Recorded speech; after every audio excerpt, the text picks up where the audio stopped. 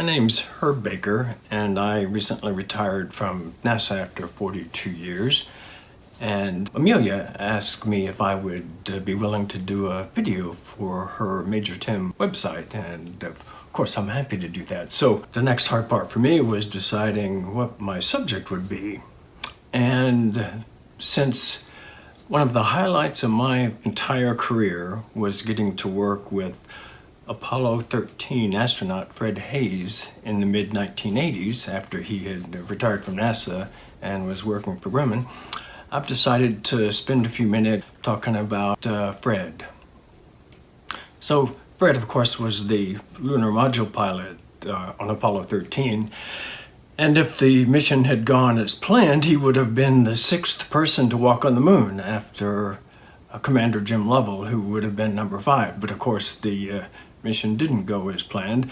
I'd always had a special connection to Apollo 13 anyway, because I grew up just a few miles from the Johnson Space Center, which was then the manned spacecraft center during the Apollo 13 flight, and was lucky enough to get a job with the media, the TV networks, covering some of those Apollo lunar missions. I still have the NASA badges I wore to get access to the TV studio we set up on site at the Manned Spacecraft Center. That's me back in 1970 at the anchor's desk in front of the ABC camera. Some of you may remember ABC science editor Jules Bergman, who did a lot of the on-air reporting during the Apollo missions from Houston. That's a photo of him with my mother. We also did interviews with astronauts like Alan Shepard and Pete Conrad. And again, that's my mother, who obviously also worked for ABC, in the photos with Alan and Pete.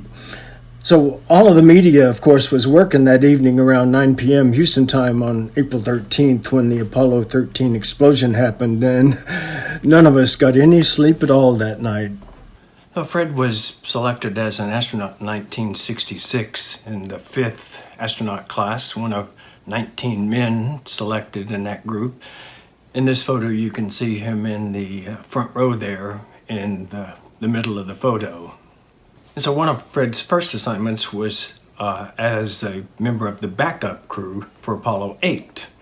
And you can see in the Apollo 8 crew photo here of the prime crew and the backup crew that the other members of the Apollo 8 backup crew were Neil Armstrong and Buzz Aldrin. So NASA had a routine then of whoever was the backup crew for a certain mission. 3 missions later, they served as the prime crew.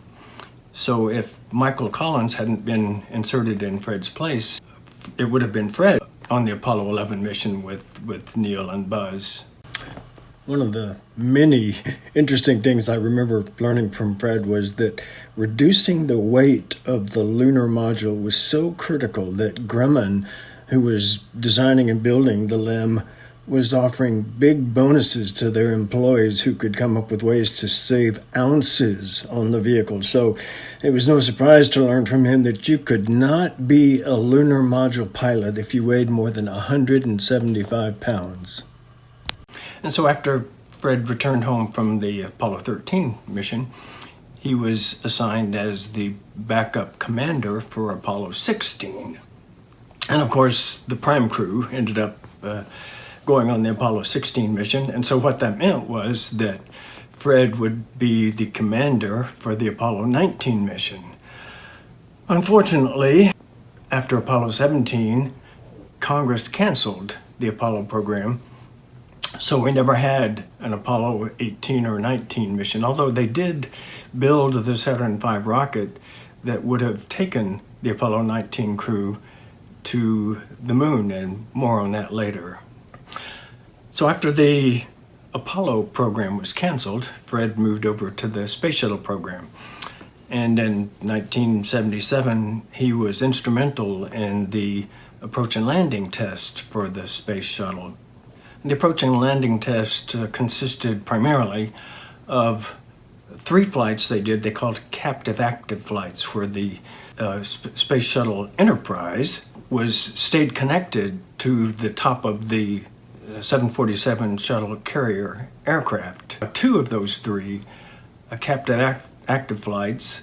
Fred was the commander and Gordon Fullerton was the pilot.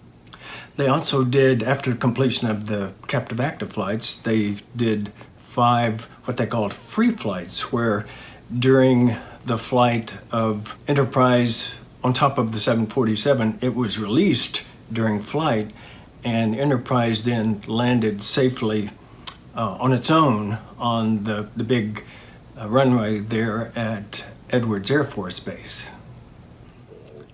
And of course now Enterprise is on display in its permanent home at the Intrepid Museum in New York City.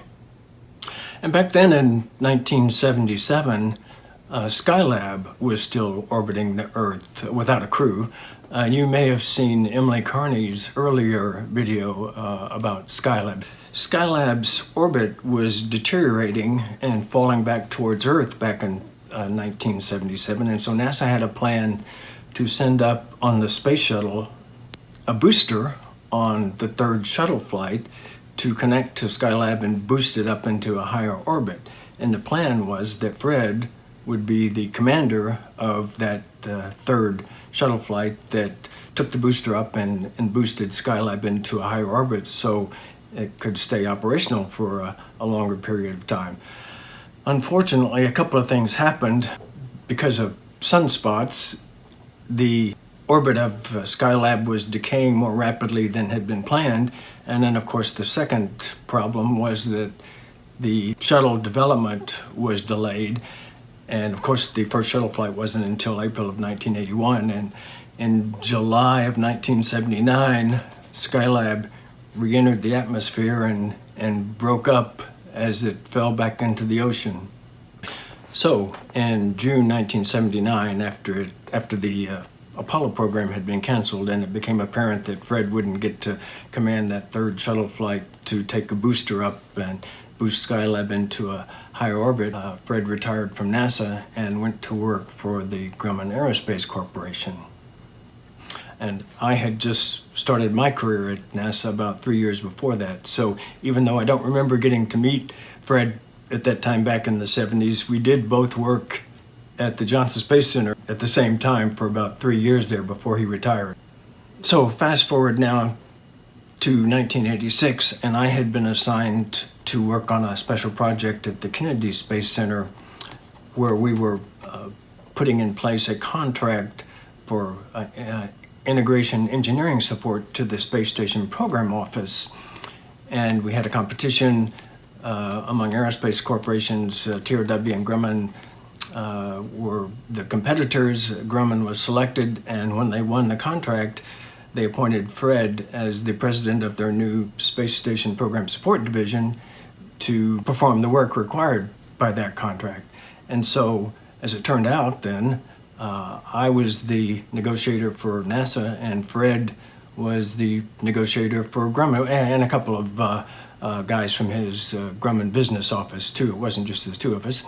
And so the president and CEO of Grumman was so proud of this 10-year, just slightly less than $1 billion in value NASA contract to support the space station program that they wanted to have a photo to put on the front page of the Grumman Company newsletter. So they flew me up to the corporate headquarters there in Bethpage, New York to pose for this photo. And you can see in the photo that's the president and CEO sitting at the desk pretending to sign this contract that Fred and I had already signed. Fred, of course, is the second one from the left, and I'm next to him there, just next to his left shoulder. Much younger with dark hair back then. So fast forward another 10 years or so, and we've both moved back to Houston. And when social media became popular, we reconnected on Facebook, and we're still Facebook friends. And of course, I see him around Houston. He's obviously still very active in NASA events. A couple of years ago, he gave a speech at Rice University talking about his Apollo 13 adventure. And we both still get out to the Johnson Space Center every once in a while. There's a an astronaut memorial tree grove there, where once an astronaut passes away, they dedicate a tree to them and have an event there. And Fred has spoken at a few of those. This is one for Bruce McCandless a couple of years ago that Fred was one of the speakers at. And then, of course, there are a lot of NASA events. We met up at Space Fest in Tucson a couple of years ago and got a photo together. Also got to hang out with him and some other astronauts and flight directors at an Astronaut Scholarship Foundation Space Rendezvous event here in Houston a couple of years ago. And Fred wouldn't be happy if I didn't mention that he's a big promoter of the Infinity Science Center in Pearlington, Mississippi, just south of the Stennis Space Center. Relatively new science space museum. And the museum includes the spacesuit that Fred wore on Apollo 13. It's on display there. And it also includes at least the first stage of that Apollo 19 Saturn V rocket that I mentioned earlier.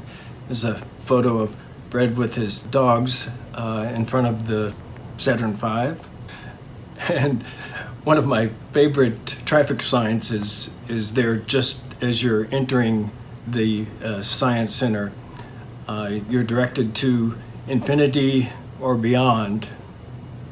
And of course, to get to the Science Center, you make the left turn there. Hope you enjoyed hearing a little bit about Fred's time at NASA and Grumman, and appreciate you watching. Thank you.